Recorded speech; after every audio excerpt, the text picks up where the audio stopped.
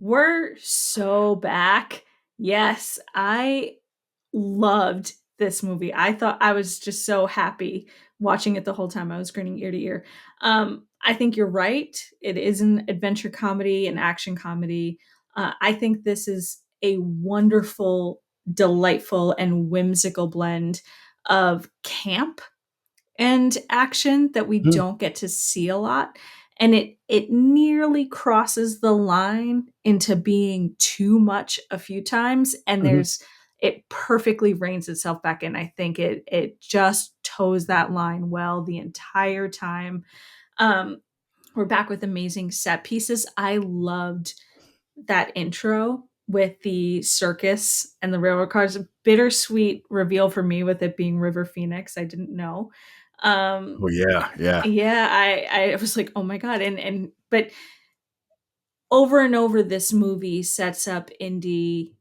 The idea of Indy as someone who might not always be a good guy, but who's always doing it for the right reasons.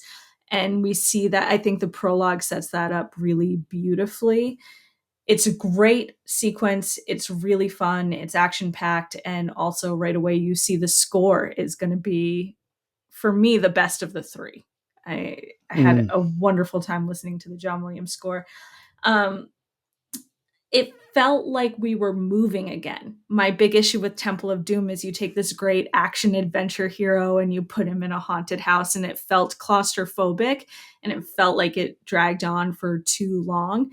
Great to be out in the wild again, sprawling and traveling and seeing Indy challenged in element after element, not just tortured in a haunted house. That was really fun. And the casting is spot on. Like you mentioned, Nathan, there's she talks in her sleep might be one of the best line reads I ever. That was so much fun. Sean Connery turns the everyman that Willie was in the last movie on its head. He's not helpless. He, in fact, is the helper, and he gets Indy where he needs to be in the end. I think Elsa's a great turncoat.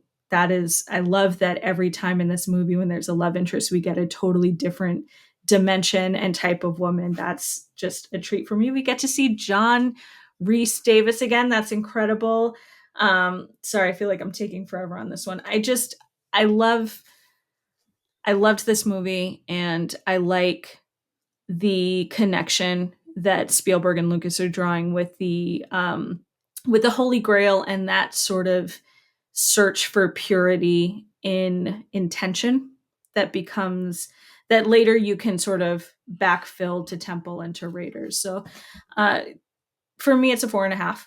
I think Raiders hit the 5-star mark for me, but I thought this was wonderful.